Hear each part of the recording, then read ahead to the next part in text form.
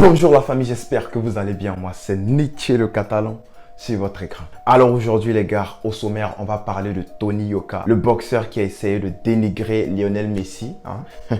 On va en discuter. Et après cela, je vais parler légèrement du mercato ou des infos du FC Barcelone. N'oubliez pas les gars, je vous avais dit que j'avais préparé une vidéo spéciale mercato, c'est-à-dire les départs et les arrivées que je souhaite au FC Barcelone. Cette vidéo arrive dans quelques jours, donc j'espère que vous avez hâte. Donc sans plus tarder les gars, générique.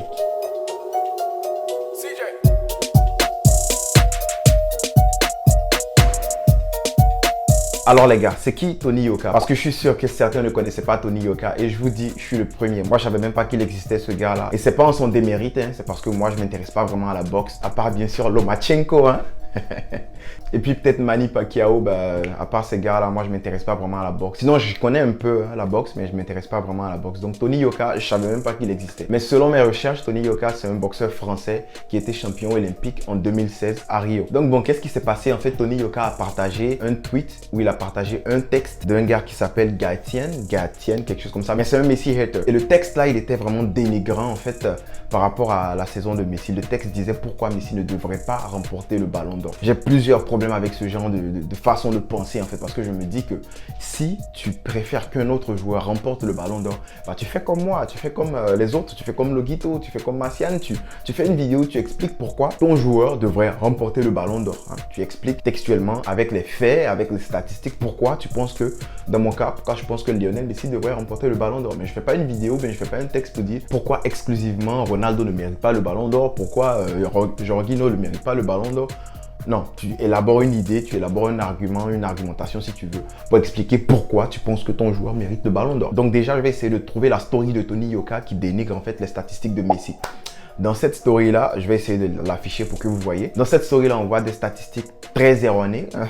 Des statistiques vraiment erronées. Je vais m'attarder sur quelques-unes. Et on voit comment la Copa América est rabaissée à un léger trophée de quartier, à un trophée de cité en fait. Et ça me fait rire.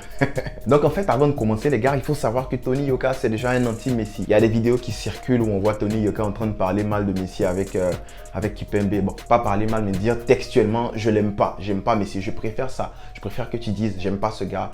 J'aime pas les hypocrites en fait, c'est tout. Donc Tony Yoka déteste Messi, on le sait déjà, c'est un anti-Messi. Là je suis en train de faire un peu la mise en contexte parce que j'aime bien faire la mise en contexte, vous savez bien je suis un philosophe.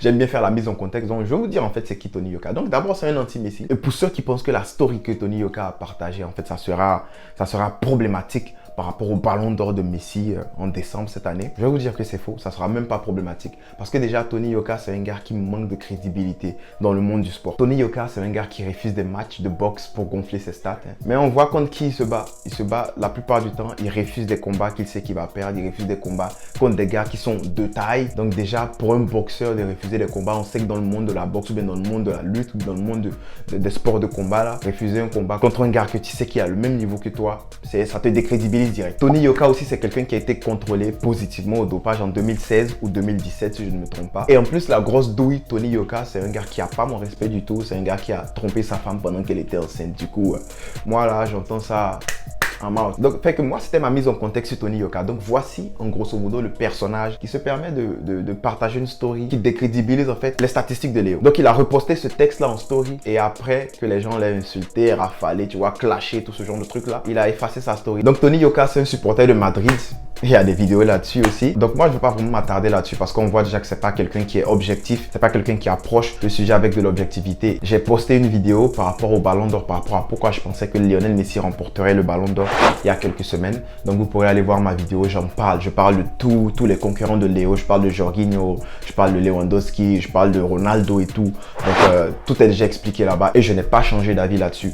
Donc vous pourrez aller voir ma vidéo. Donc moi ce que je vais faire, je vais démonter rapidement les arguments que Tony Yoka a posté. Tony Yoka a dit que Messi a marqué je crois 24 buts de mémoire, mais sinon je vais afficher les stats qu'il a utilisés. Je crois qu'il a dit que Messi a marqué entre 28 et 24 buts contre les petites équipes. Bon, déjà pour commencer, ça c'est une très mauvaise stat parce que Lionel Messi a marqué 11 buts contre les petites équipes cette année. Et Messi a le plus faible nombre de buts marqués contre les plus petites équipes entre Ronaldo, Mbappé, Lewandowski et lui. Donc déjà, cet argument-là, il est archi faux.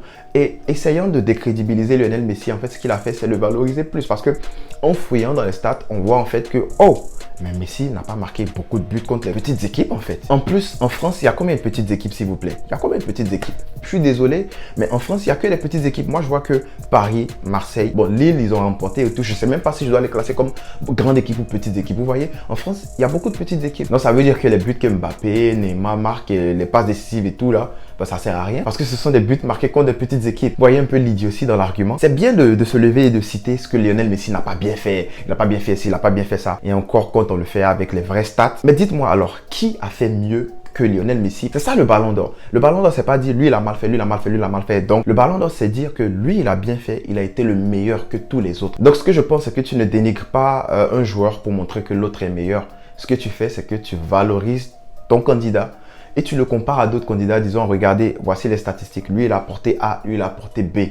Je pense que A est mieux que B. Du coup, je pense que lui, il mérite. C'est comme ça que tu viens avec des arguments. Tu dis que lui, il mérite le ballon d'or. Lui, il ne mérite pas le ballon d'or. Du coup, pour tout ce que j'ai dit là, moi, je pense que l'argumentation de Tony Yoka ou l'argumentation que Tony Yoka a utilisée, parce que c'est même pas sa réflexion, je pense que c'est nul. Et non avenu, ça ne servira à rien. Et en plus, ça ne va pas influencer les votes du ballon d'or parce que déjà, c'est les francophones seulement qui vont voir ce tweet là ou qui vont voir cette propagande là. Le ballon d'or, on le vote partout, on le vote en Asie, en Afrique, partout en fait. Et les gens qui vont voter pour le ballon d'or, c'est-à-dire les journalistes et tout, ce n'est pas par rapport à la story de Tony Yoka qui vont voter en fait, c'est parce que eux, ils vont voir, ils vont se dire, mais tiens, qui a été meilleur que qui lors de l'année civile 2021?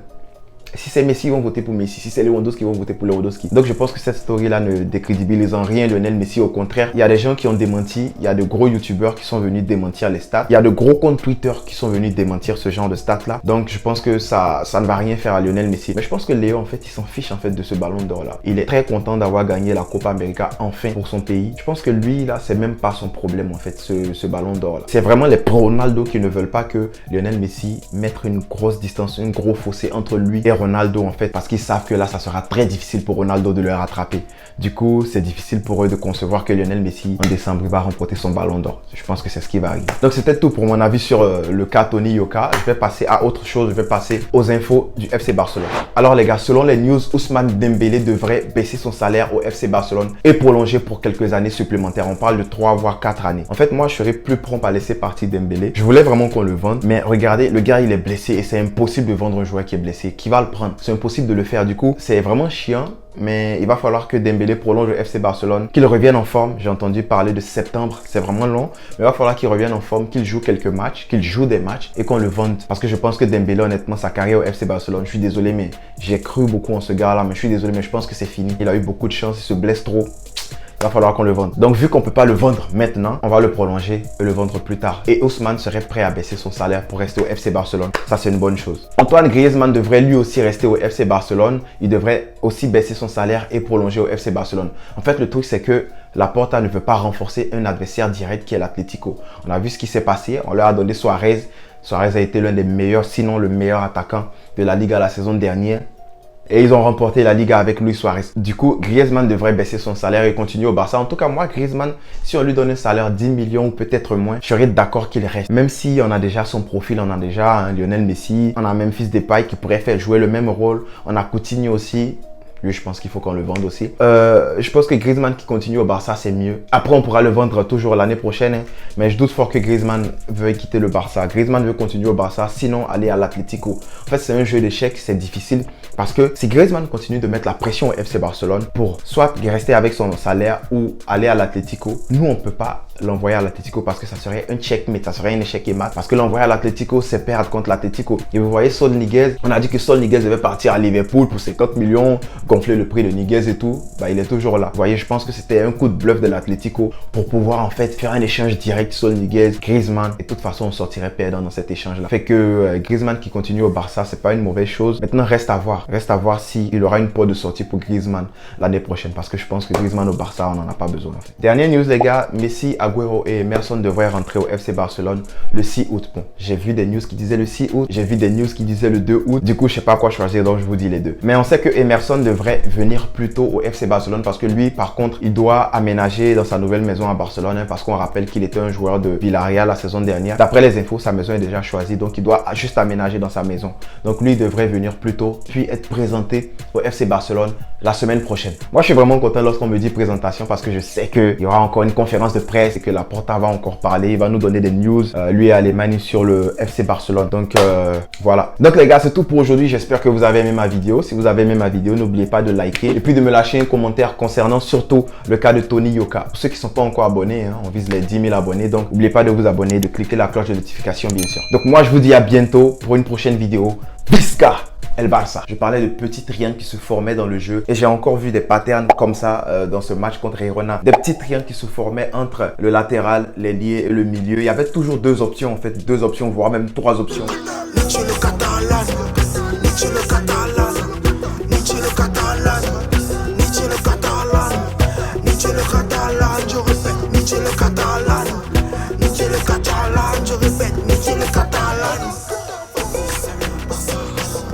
Oh, attendez, si vous voulez vous abonner, c'est par là ou par là.